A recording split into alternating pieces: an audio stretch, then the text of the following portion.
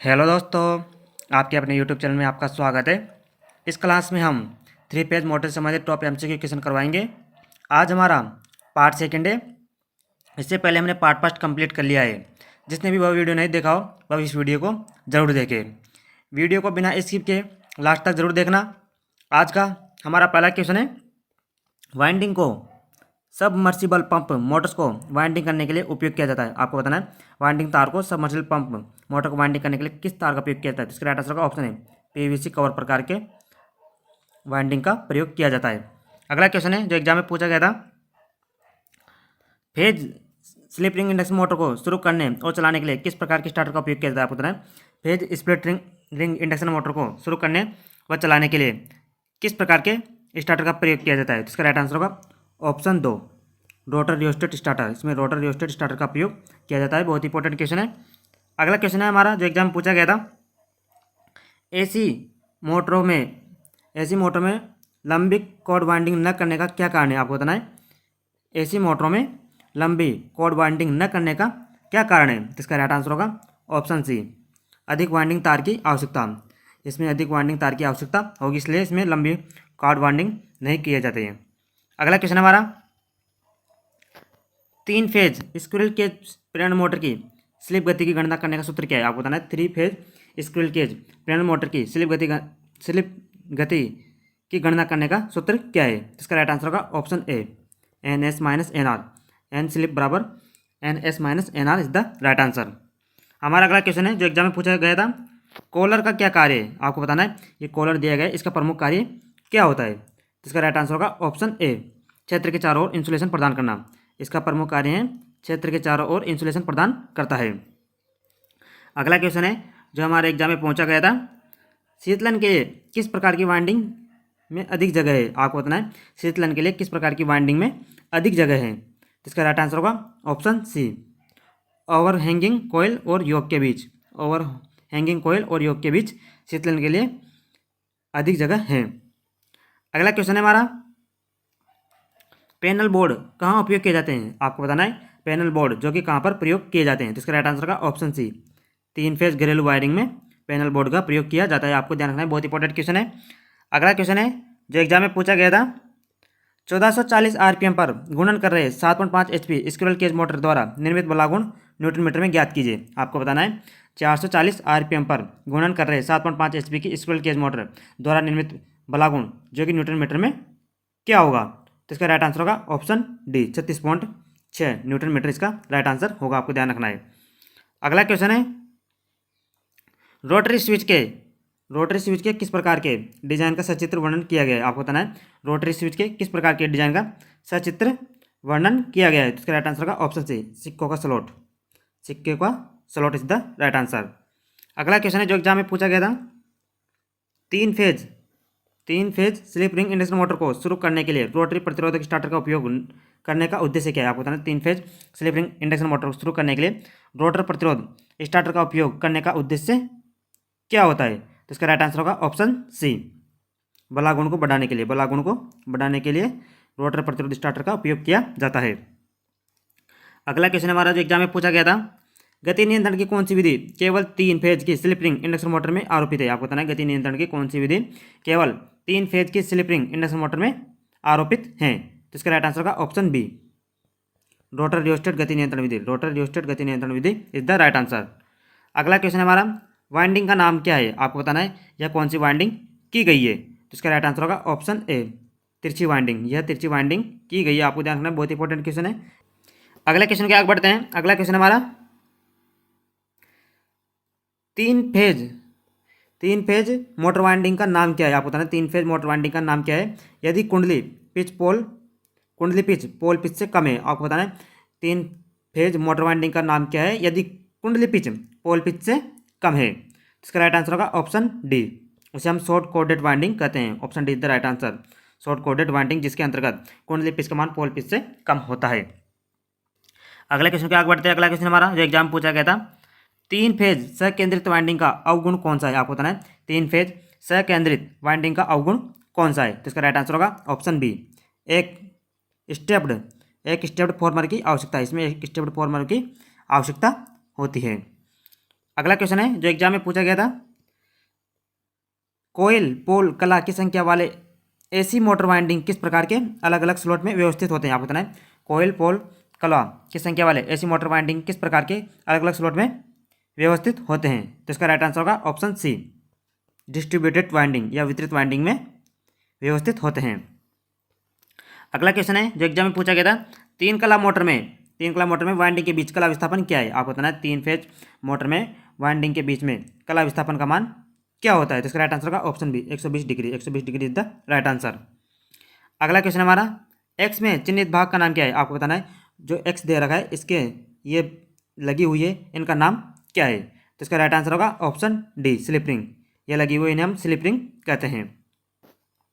अगला क्वेश्चन है जो एग्जाम में पूछा गया था, एसी कोयल वाइंडिंग का नाम क्या है? आपको बताना है ये वाइंडिंग दे रखी है, वाइंडिंग का नाम क्या है? तो इसका राइट आंसर होगा ऑप्शन बी, पूरे कुंडलन वाइंडिंग। जो ये वाइंडिंग दे रखी है वह होल कोयल वाइंडिंग है। Whole coil winding is the right answer. अगला क्वेश्चन है हमारा जो एग्जाम में पूछा गया था, कुंडली वाइंडिंग का नाम क्या है? ये कुंडली दे रखी है, इस वाइंडिंग का क्या नाम है? तो इसका राइट आंसर होगा ऑप्शन डी, यह वाइंडिंग दे रखी है जो कि डायमंड मेश शेप्ड कोयल वाइंडिंग है। हीरे की जाली के आकार की कुंडलन की वाइंडिंग की गई है। अगला क्वेश्चन है जो हमारे एग्जाम में पूछा गया था, 3 फेज प्रेरण मोटर की किस गति को तुल्यकालिक गति कहा जाता है? आपको बताना है 3 फेज प्रेरण मोटर की किस गति को तुल्यकालिक गति कहा जाता है? तो इसका राइट आंसर होगा ऑप्शन सी, चुंबकीय क्षेत्र की गति को घुमाते हुए रोटेटिंग मैग्नेटिक फील्ड स्पीड, जिसे हम तुल्यकालिक गति कहते हैं। अगला क्वेश्चन है जो एग्जाम में आया था, स्टार्टर प्रतीक का नाम क्या है? आपको बताना है इस प्रतीक का क्या नाम है? तो इसका राइट आंसर होगा ऑप्शन बी, इसे हम ऑटो ट्रांसफार्मर स्टार्टर भी कहते हैं। आपको ध्यान रखना है auto transformer starter is the right answer. अगले क्वेश्चन के आगे बढ़ते हैं। अगला क्वेश्चन हमारा, वाइंडिंग मशीन को एक्स से चिन्हित किया गया है। आपको बताना है जो वाइंडिंग में दिया गया है एक्स चिन्हित जो कि क्या है? इसका राइट आंसर होगा ऑप्शन ए, खराद का दुरा यानी मैंड्रल या खराद का दुरा जो दिया गया है एक्स प्रतीक यह खराद का दुरा है। अगला क्वेश्चन है जो एग्जाम पूछा गया था, 6 पोल स्टेटर मोटर की विद्युत डिग्री क्या है? आपको बताना है 6 पोल स्टेटर मोटर की विद्युत डिग्री का मान क्या होगा? तो इसका राइट आंसर होगा ऑप्शन सी, 1080। इसकी डिग्री का मान 180 होगा, क्योंकि विद्युत डिग्री का मान होता है 180 डिग्री इंटू पोल की संख्या यानी 6, 18 के 108, 1080 degree is the right answer. अगला क्वेश्चन हमारा जो एग्जाम पूछा गया था, यदि स्लिप रिंग इंडक्शन मोटर में रोटर वाइंडिंग खुले परिपथ में स्टार्टिंग किया जाए तो मोटर का प्रभाव क्या होता है? आपको बताना है यदि स्लिप रिंग इंडक्शन मोटर में रोटर वाइंडिंग खुले परिपथ में स्टार्टिंग किया जाता है तो मोटर का प्रभाव क्या होगा? इसका राइट आंसर होगा ऑप्शन ए, मोटर नहीं चलेगी, मोटर नहीं चलेगी। अगला क्वेश्चन हमारा जो एग्जाम में पूछा गया था, कला चलने के दौरान विफल हो जाता है तो 3 फेज प्रेरण मोटर क्या होता है? आपको बताना है यदि एक कला चलने के दौरान विफल हो जाता है तो 3 फेज प्रेरण मोटर का क्या होगा? इसका राइट आंसर का ऑप्शन सी, मोटर धीरे धीरे चलती है और आखिरकार जल जाती है। Option C is the right answer. आपको ध्यान रखना है यदि सिंगल फेज चलने के दौरान विफल हो जाता है तो 3 कला प्रेरण मोटर धीरे धीरे चलेगी आखिरकार और जल जाएगी। अगला क्वेश्चन है जो एग्जाम में पूछा गया था, लोड के साथ चलने के दौरान एक कला कटआउट होने पर 3 कला इंडक्शन मोटर पर क्या प्रभाव पड़ेगा? आपको बताना है लोड के साथ चलने के दौरान एक कला कटआउट हो जाता है तो 3 कला इंडक्शन मोटर पर क्या प्रभाव पड़ेगा? तो इसका राइट आंसर होगा ऑप्शन डी, मोटर धीमी गति से चलेगी लेकिन थोड़ी देर ही में वाइंडिंग जल जाएगी। आपको ध्यान रखना है मोटर धीरे गति चलेगी लेकिन थोड़ी देर बाद में वाइंडिंग जल जाएगी। अगला क्वेश्चन हमारा जो एग्जाम पूछा गया था, एकल कलाबद्ध प्रीवेटर के साथ स्टार्टर चालू नहीं होने पर क्या दोष है? आपको बताना है एकल कलाबद्ध के साथ स्टार्टर चालू नहीं होने पर क्या दोष हो सकता है? तो इसका राइट आंसर होगा ऑप्शन ए, अनुचित कलाक्रम। इसमें अनुचित फेज क्रम का सीक्वेंस सही नहीं है। अगला क्वेश्चन है, लोड होने पर एसी 3 फेज इंडक्शन मोटर में कम गति पर चलने पर क्या दोष है? आपको बताना है लोड होने पर 3 फेज इंडक्शन मोटर में कम गति पर चल रही है तो इसका प्रमुख दोष क्या हो सकता है? तो इसका राइट आंसर होगा ऑप्शन डी, स्टेटर वाइंडिंग में आंशिक रूप से शॉर्ट सर्किट है। आपको ध्यान रखना स्टेटर वाइंडिंग आंशिक रूप से शॉर्ट सर्किट होगी तो लोड होने पर 3 फेज इंडक्शन मोटर जो कि कम गति पर चलेगी। अगला क्वेश्चन हमारा, कौन सी दोष स्थिति में थर्मल अधिभार रिले ऐसी प्रेरण मोटर की रक्षा करता है? आपको बताना है वह कौन सा दोष है जिसमें थर्मल अधिभार रिले ऐसी प्रेरण मोटर की रक्षा करता है? तो इसका राइट आंसर होगा ऑप्शन सी, ओवर करंट या अतिधारा को बचाने के लिए थर्मल अधिभार रिले का प्रयोग किया जाता है।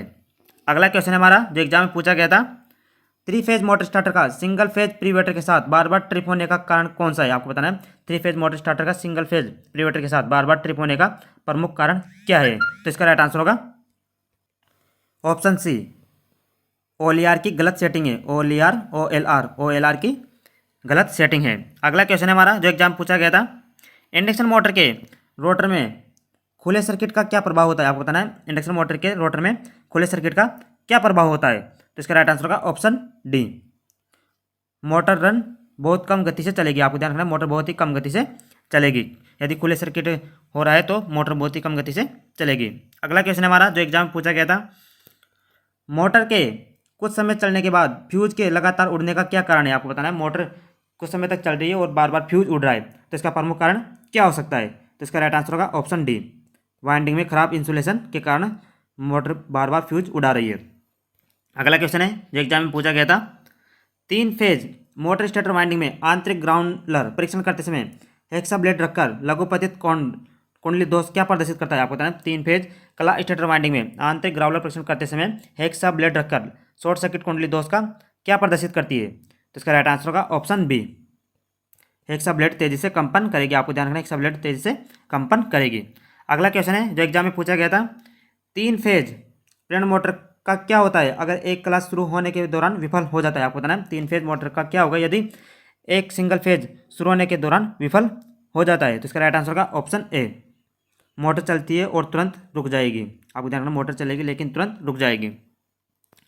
अगला क्वेश्चन हमारा, वाइंडिंग में किस प्रकार के परीक्षण का चित्रण किया गया? आपको बताना है इस वाइंडिंग में किस प्रकार के परीक्षण का चित्रण किया गया है? तो इसका राइट आंसर होगा ऑप्शन बी, इसमें प्रतिरोध परीक्षण किया गया है। इसी के साथ आज की वीडियो हमारी यहीं समाप्त होती है। यदि आपको वीडियो अच्छी लगी हो तो हमारे चैनल को सब्सक्राइब जरूर करें और बेल आइकन को जरूर दबाएं। इसी के साथ हम अपनी वीडियो को यहीं समाप्त करते हैं। धन्यवाद।